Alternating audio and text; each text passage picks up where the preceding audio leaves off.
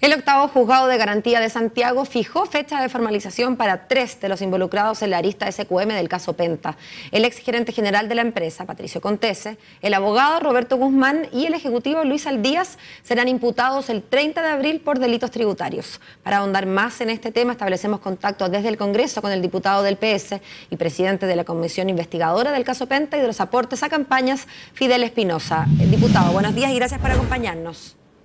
Buenos días, Paola, un gusto de poder conversar con usted. Igualmente con usted, diputado. ¿Qué le ha parecido este anuncio de que el 30 finalmente va a ocurrir esta formalización y con ello entonces la interrupción de la prescripción?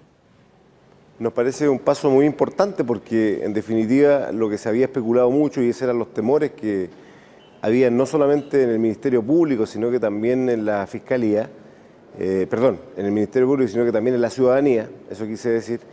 es justamente de que una vez vencido el plazo que se estimaba que era el necesario para instaurar las acciones correspondientes, se hubiese generado un debate jurídico que podía haber llevado a que efectivamente estos casos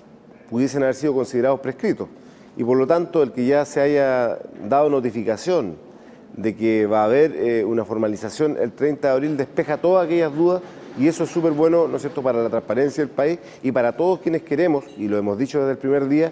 que es necesario y fundamental para fortalecer nuestra democracia,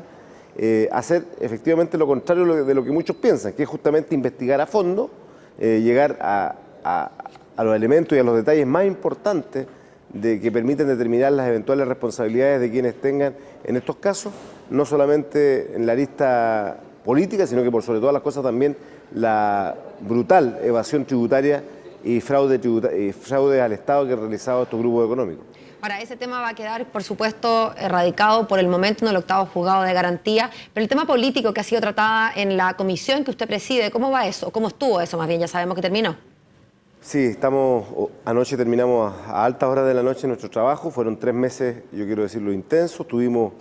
el doble de las jornadas que nos hubieran correspondido trabajar en el marco de lo que la ley orgánica del Congreso nos estipulaba en estos 3 meses, pero yo quiero señalar, ¿no es cierto?, que independiente que no puedo entrar en mayores detalles y profundizar en ellos, pero sí podría adelantar algunas cosas. Hoy día nosotros a las 7 de la tarde vamos a hacer entrega a la Comisión Engel de todo, ¿no es cierto?, una serie de propuestas que van en la línea justamente de perfeccionar justamente un sistema que hoy día a todas luces ha colapsado desde el punto de vista de todos los hechos que el país ha conocido, ya que los actos de corrupción no solamente están radicados en estos casos que efectivamente el país ha conocido, sino que también en el marco del financiamiento de la política hemos visto que está trasladado a municipios y a otros agentes, ¿no es cierto?, o entes administradores del Estado. Entonces, por lo tanto, nosotros primero partimos por asumir, aquí hay unas responsabilidades políticas claras, contundentes, que el informe mismo detalla respecto a los hechos que ocurrieron al interior del Servicio de Impuestos Internos, donde hubo funcionarios coludidos que con información privilegiada, porque esa es la verdad que el país tiene que conocer, estos funcionarios pudieron realizar este tipo de delitos por cuanto conocieron a cabalidad cuáles eran los mecanismos franqueables de investigación y de fiscalización. Ellos sabían perfectamente cuáles eran los grupos o sectores de contribuyentes que no eran sujetos de fiscalizaciones y fue allí donde generaron, ¿no es cierto?, toda una acción delictual coordinándose con grupos económicos en definitiva, que fueron los que permitieron conocer todos estos casos que el país con escándalo ha conocido como el caso Penta y posteriormente hoy día lo que se está conociendo con el caso Soquimich, que si bien tiene otras características, tiene un trasfondo común que es justamente también la defraudación al Estado. Nosotros proponemos ahí, Paola, entre otras cosas, aparte de reconocer eso, de condenar. El informe condena, ¿no es cierto?, la eventualidad de participación directa en delitos de parlamentarios y para ello damos a conocer y le entregaremos a la Comisión una serie de 20 puntos que buscan justamente que nunca más en este país tengamos situaciones de este tipo y que van mucho más allá, inclusive, de la pérdida del escaño que todos han comentado, sino que también busca justamente sancionar otro tipo de situaciones que en el marco de la investigación fueron un obstáculo para investigar, como fue la no comparecencia de parlamentarios en ejercicio. Nosotros proponemos que haya modificaciones reales a la ley orgánica del Congreso y que un parlamentario esté obligado en el ejercicio de su cargo a comparecer a comisiones investigadoras, como aquellos parlamentarios que habiendo dejado sus cargos, en el caso me refiero a los senadores Noboa, Longueira y tantos otros que habían dejado sus cargos recientemente, ni siquiera tuvieron la deferencia de querer acercarse a la comisión para dar una excusa porque no querían participar. Nosotros creemos que eso limita las acciones fiscalizadoras, no obstante ello, eso no fue obstáculo para desarrollar nuestro trabajo como nosotros lo esperábamos. Diputado, ¿por qué no nos puede contar los resultados de este informe? Usted dijo, no le puedo contar, Paola, ¿es reservado o simplemente lo quieren entregar primero a la Comisión Engel y luego abrirlo? No, solo por un respeto, o sea, no quiero decir que no te puedo contar, si ya te digo contando aspectos importantes. Lo que quiero decir, por ejemplo, hoy día se está generando un escándalo en el país también en los ámbitos de corrupción, al parecer, porque hay allanamientos, ¿no es cierto?, en varios municipios del país. Nosotros también creemos que aquí, si queremos erradicar la corrupción de todos los niveles del país, también tenemos que llegar, ¿no es cierto?, mucho más allá de lo que ha ocurrido en el caso Soquimich, Penta, ¿no es cierto?, que son los que el país ha conocido hoy día. Dentro de las conclusiones se estipula, por ejemplo, un mal que está ocurriendo en muchas comunas del país. ¿Cuál? En donde los alcaldes, por ejemplo, terminan contratando a los propios concejales en diferentes servicios traspasados a corporaciones del propio municipio. Entonces se pierde absolutamente la labor fiscalizadora de esos concejales. Terminan contratando a consejeros regionales, que son los que le van a votar sus proyectos, generando espacios, ¿no es cierto?, que permiten permeabilizar la actividad política para eventuales conflictos de intereses o, repito, acciones que no van en la línea justamente de construir un país en el cual erradiquemos toda posibilidad de corrupción. En los ámbitos del financiamiento público, que recién escuchaba al señor Moschetti que hablaba de este tema, nosotros creemos también y consideramos que dentro del informe eso va estipulado, que los periodos de campaña de 3 meses son una mentira, porque eso permite escudar mucho dinero, en definitiva,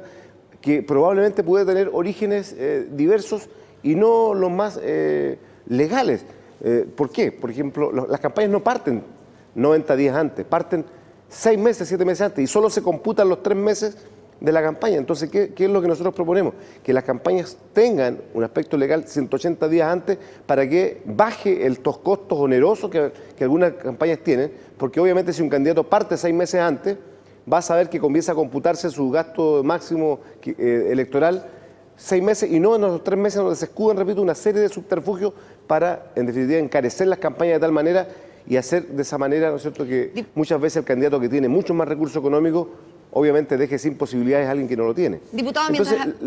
se nos acaba el sí. tiempo, pero mientras tenemos acceso después de la Comisión Engel a estos 20 puntos, ¿son en general 20 ideas matrices o son más bien 20 puntos concretos como este último, por ejemplo, que se aumenta el periodo de campaña a 180 días? ¿En qué dirección? Son 20 ideas matrices que van en toda línea, desde de lo que significa, por ejemplo, aspectos como este tan,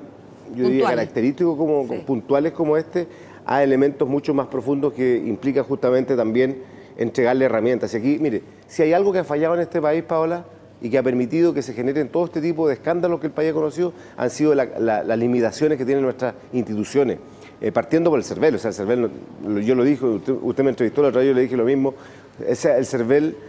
tiene que tener realmente herramientas para poder, por ejemplo, accionar legalmente cuando vea, visualice, fiscalice en plena campaña que un candidato ha cometido actos ilícitos para que le pueda, ¿no es cierto?, al accionar penalmente pueda quitarle el escaño, por ejemplo, a ese parlamentario o a ese representante de elección popular que ha sido elegido.